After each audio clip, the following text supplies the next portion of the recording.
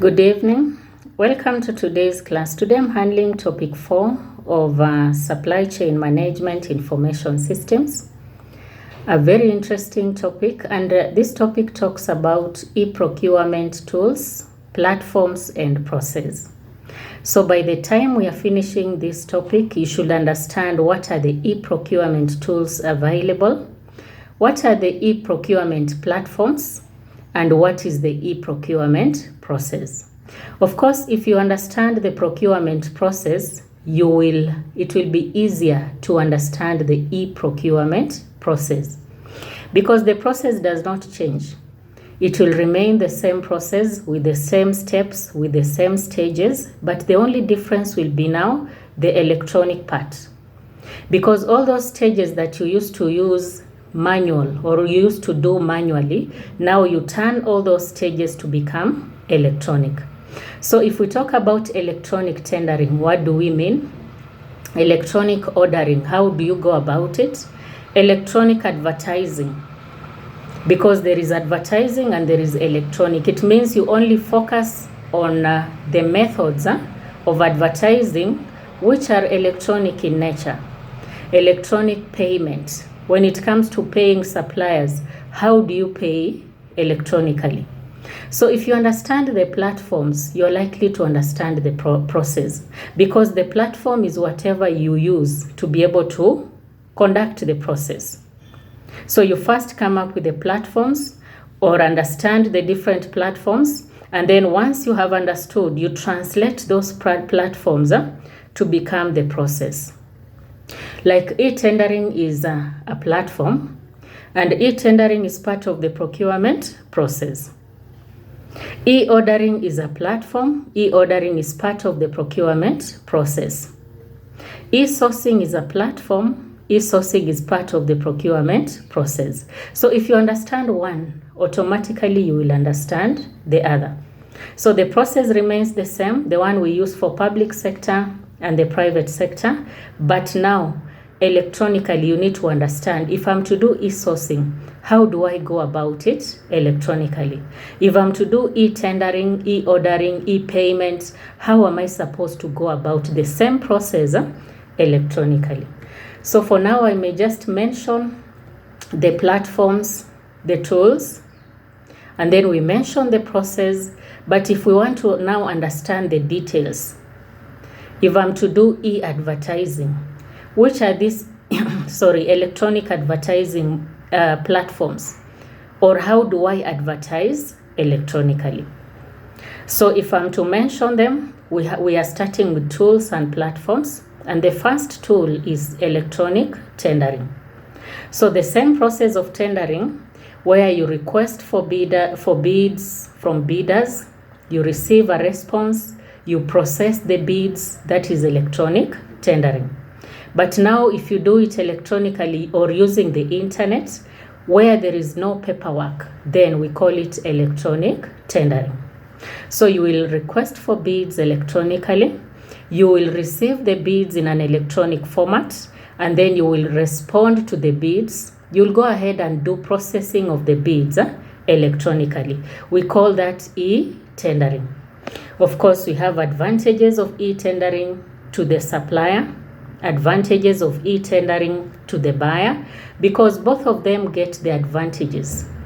Like for a buyer, they do not have to travel bringing the manual documents.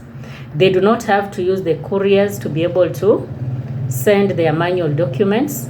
The distance is not a fact, because you can use internet to be able to conduct e-tendering from whichever point that you are, whether you're far from the organization, near the organization. So there's no time limit. Those are basic advantages to the supplier or the prospective bidder.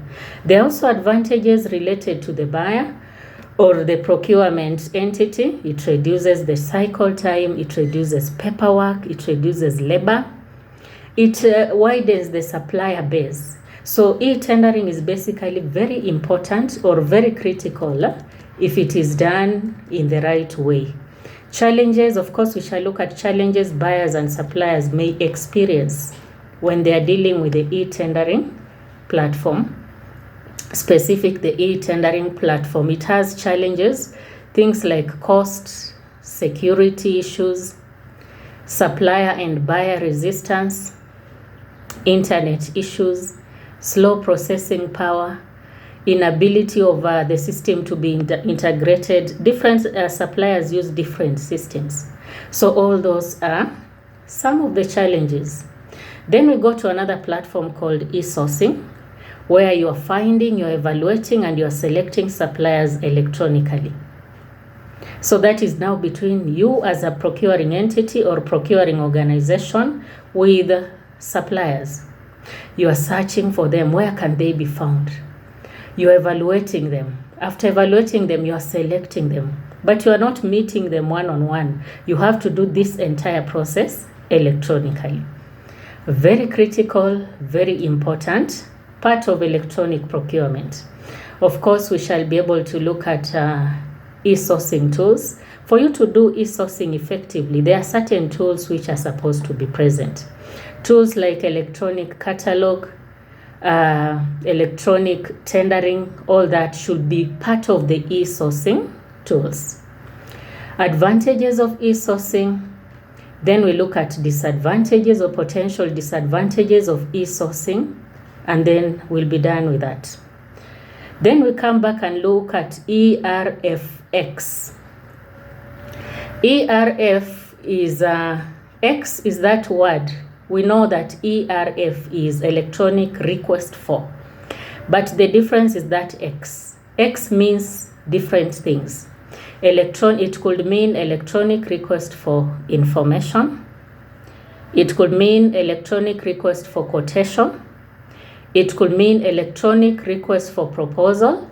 All of them suit in that ERFX. So the X means so many things. So you can do all these areas electronically. You can request for information electronically. You can request for quotations electronically. You can request for proposals electronically. And you can also request for tenders electronically. So that is still very important. We shall look at advantages of this to the buyer. We have some advantages to the supplier. And then how does this electronic request for X work? That is something very important. How does it work? If I want to request maybe for information, I want to request for quotations, how do I go about it? That is so much important. Then we go ahead and look at electronic auction. You may want to do electronic auction, or you may want to do auction electronically. Auction is the normal auction we normally do. We have two types of auctions.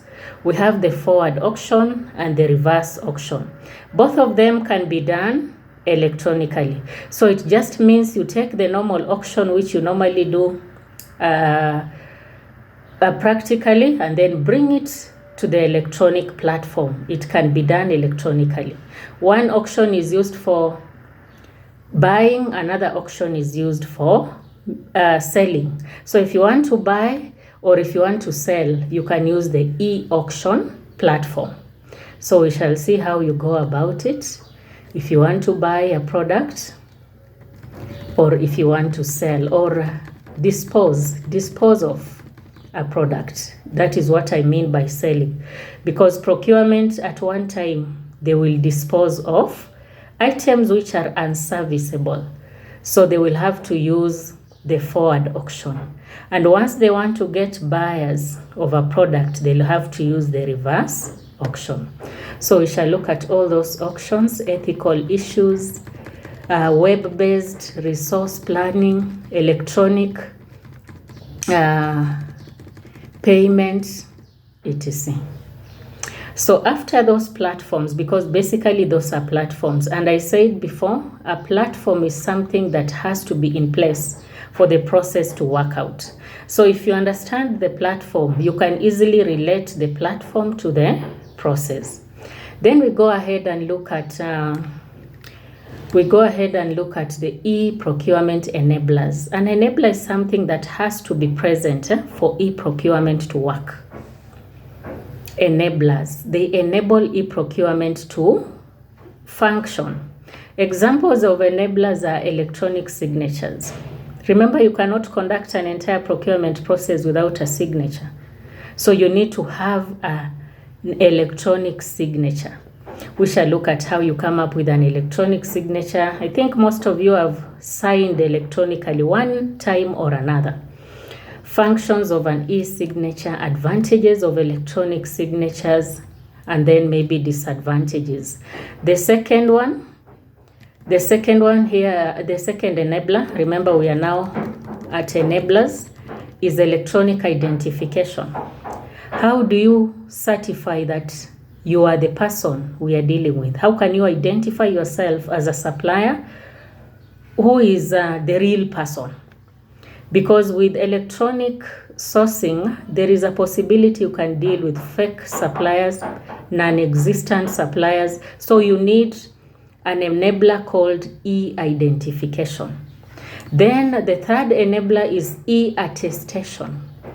We shall look at how you provide documentary evidence by how a supplier provides documentary evidence in addition to their bids to demonstrate compliance with the selection and exclusion criteria of the acquisition process. So we call it e-attestation. E-archiving. Most times when we finish a procurement process, you're supposed to archive. Archive means you keep a record. So now we are archiving, but now we are doing it electronically. We shall look at advantages, disadvantages, and then electronic catalogs. How do you come up with a catalog? Types of electronic catalogs, because there are different types of e-catalogs. And then finally, we go to the e-procurement process. It's like I've already explained the e-procurement process, but indirectly. So this e-procurement process, let me just name the stages.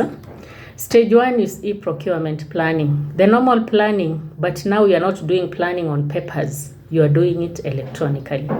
Step 2 is e-requisition. You come up with a requisition that is electronic. Step 3 is e-sourcing. We've talked about e-sourcing at length. Step 4 is after e-sourcing, we go to e-tendering, e-notification. So e-tendering includes e-notification, you notify, e-access, e-submission, e-opening, e-evaluation, e-award. All that is part of the tendering, and we have looked at it in detail. Then e-contracting, then e-ordering, e-invoicing, e-payment, and then e-archiving. So we shall be able to look at the entire process, but considering this word electronic. If we say e-contracting, how do you go about doing a contract electronically? So that is it for now. By the time we are finished with the process, we'll be done with the entire topic.